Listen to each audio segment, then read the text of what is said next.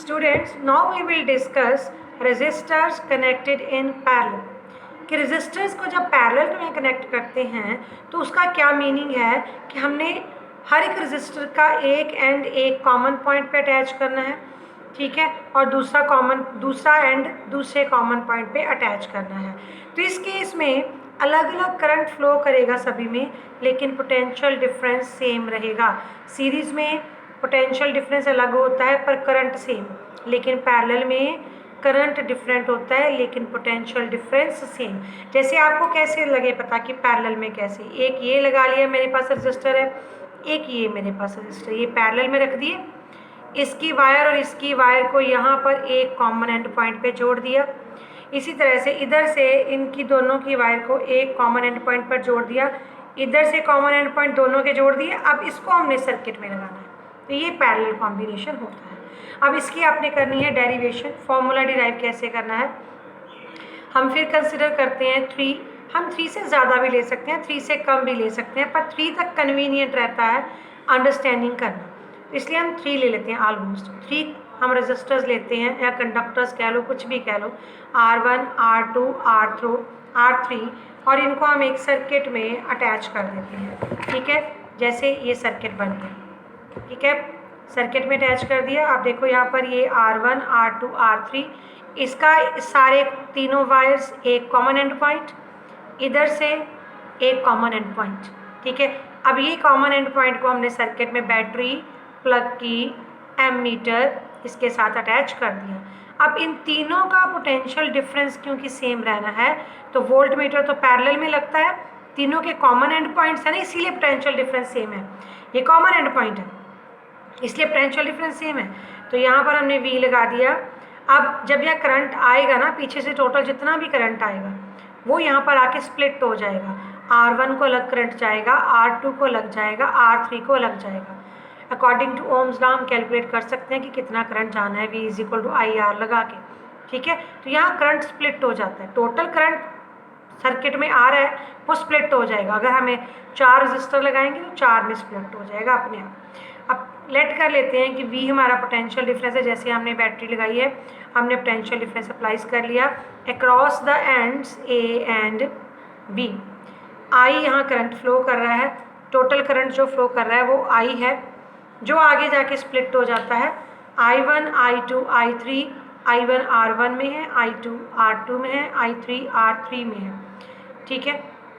अब यहाँ पर क्या ऑब्जर्व करें कि I स्प्लिट हो रहा है, इसका मतलब I की वैल्यू क्या है, I1 + I2 + I3। RP हमने मान लिया equivalent resistance of parallel combination, parallel इसलिए P लगाया यहाँ पर, और कोई रीज़न नहीं है। सीरीज़ में हम S लगाते हैं, पैरेलल में हम P लगाते हैं। अब ओम्स लॉ लगा दिया सभी रजिस्टर्स के ऊपर, सभी के ऊपर ओम्स लगा लिया। I1 V/R1 हो जाएगा, I2 V/R2, I3 V/R3। अब ये जो फर्स्ट इक्वेशन हमने यहाँ बनाई थी I = I1, I2, I3, यहाँ पर हम वैल्यूज़ फिल कर देते हैं। तो क्या वैल्यूज़ फिल करके आया, V/R1, V/R2, V/R3। V तो कॉमन है, क्या रह गया, 1/R1, 1/R2, 1/R3। अब जो RP था उसको भी ओम्स लॉ अप्लाई करें तो RP क्या बन जाएगा, V/RP। अब इसको यहाँ पर इस इक्वेशन में फिल करते हैं। अब ये टू इक्वेशन जो थी, अब ये वैल्यूज़ में फिल कर देते हैं I की जगह पर, V/RP हो गया, ठीक है। अब V और V दोनों तरफ कट गए, क्लियर। अब क्या बच गया हमारे पास, 1/RP = 1/R1 + 1/R2 + 1/R3। तो इस तरह से हम टोटल वैल्यू जो है वो इसकी कैलकुलेट कर सकते हैं। तो ये हो गई derivation of combination in parallel conditions. अब हमें ये इसका मतलब हो गया कि रेसिप्रोकल करेंगे तो वैल्यूज़ जो है वो निकल आती हैं, रेसिप्रोकल के साथ सारी वैल्यूज़ निकल आती हैं। हमने कंक्लूजन कर लिया कि reciprocal of the equivalent resistance of a group of resistances, हमने 3 लिए थे ना, जॉइंड इन पैरेलल, किसके इक्वल है, sum of the reciprocals of the individual resistors.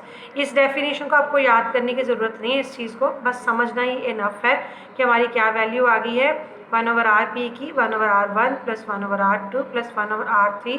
उसी चीज़ को हमने यहाँ वर्ड्स में लिखा है, ठीक है। दो चीज़ें और नोट रखनी है, याद रखना है। जब आज आपको आ जाए ना मैक्सिमम रेजिस्टेंस निकालो, तो हम हमेशा रेजिस्टर्स को सीरीज़ में लगाते हैं, और जब हमें मिनिमम निकालना होता है या लीस्ट निकालना होता है तो सारे रेजिस्टर्स को हम पैरेलल में निकालते हैं। तो जब हम सीरीज़ कॉम्बिनेशन करते हैं तो टोटल रेजिस्टेंस हमेशा ज़्यादा आएगा किसी भी एक रेजिस्टर से ज़्यादा, और जब हम लीस्ट निकालते हैं, जब हम पैरेलल में लगाते हैं, तो जो टोटल रेजिस्टेंस आया वो सभी कंपोनेंट से कम ही आएगा, मिनिमम आएगा।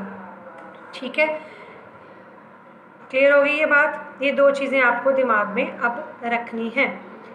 अब सीरीज़ कॉम्बिनेशन हमने कर लिया, पैरेलल कॉम्बिनेशन हमने कर लिया। अब हम स्टडी करते हैं कि सीरीज़ कॉम्बिनेशन की डिसएडवांटेजेस क्या हैं। अब डिसएडवांटेजेस ऑफ सीरीज़ अरेंजमेंट। पहली, सीरीज़ अरेंजमेंट को हम डोमेस्टिक सर्किट्स में यूज़ नहीं करते, क्योंकि अगर हम सारे अप्लायंसेस को सीरीज़ में लगाते हैं, ठीक है, तो अगर उनमें से कोई एक भी अप्लायंस फ्यूज़ हो गई तो सारी अप्लायंसेस अपने आप बंद हो जाएंगी, क्योंकि करंट का एक ही पाथ है, only single path for current. जैसे हम लड़ियाँ लगाते हैं ना उसमें दिवाली में, तो सारे बल्ब में से अगर बीच में कहीं एक बल्ब भी ख़राब हो जाए ना तो सारी लड़ी बंद हो जाती है। फिर अगर उनको ठीक करवाना हो तो सारे चेक करते हैं पहले इंडिकेटर की हेल्प से कि कहाँ पर कौन सा बल्ब फ्यूज़ हुआ है, उस फ्यूज़ बल्ब को हम रिमूव करते हैं, फिर से कनेक्शन जोड़ते हैं तो लड़ी चल पड़ती है।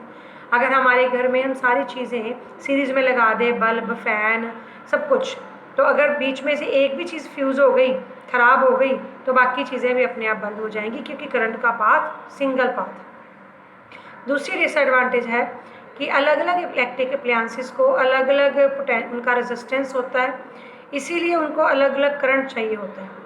अपने आप को अच्छे से काम करने के लिए अलग अलग करंट चाहिए होता है, क्योंकि सबका रेजिस्टेंस अलग अलग होता है। रेजिस्टेंस पर डिपेंड करता है कि करंट कितना फ्लो करेगा। तो अगर हम उनको सभी को सेम करंट जाएगा तो they will not operate properly, वो ठीक से प्रॉपरली ऑपरेट ही नहीं कर रहे हैं, क्योंकि सीरीज़ में तो सेम करंट जाना है, लेकिन बल्ब को अलग करंट चाहिए, फ्रिज को अलग करंट चाहिए, टीवी को अलग करंट चाहिए, तो सबको सेम करंट अगर मिलता है तो they will not operate properly. Clear? अब दूसरी चीज़ जो हमने करनी है, that is advantages of parallel combination. Parallel combination के एडवांटेजेस क्या हैं ओवर सीरीज़?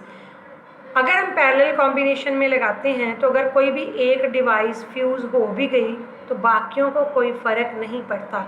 आप घरों में देखते हो ना, अगर कोई बल्ब फ्यूज़ हो गया, ट्यूब फ्यूज़ हो गई, फ़ैन ख़राब हो गया, कुछ भी एक चीज़ ख़राब हो गई, तो ये तो नहीं होता कि हमारे कमरे की बाकी चीज़ें भी बंद हो जाएंगी, वो चलती रहती हैं, क्योंकि उनको आपस में पैरेलल कनेक्शन दिया होता है, उनको सीरीज़ में नहीं लगाया होता। दूसरी चीज़, सभी इलेक्ट्रिक डिवाइसेस पैरेलल में जब लगाते हैं तो उनको पोटेंशियल डिफरेंस तो सेम मिलता है, लेकिन करंट स्प्लिट हो जाता है।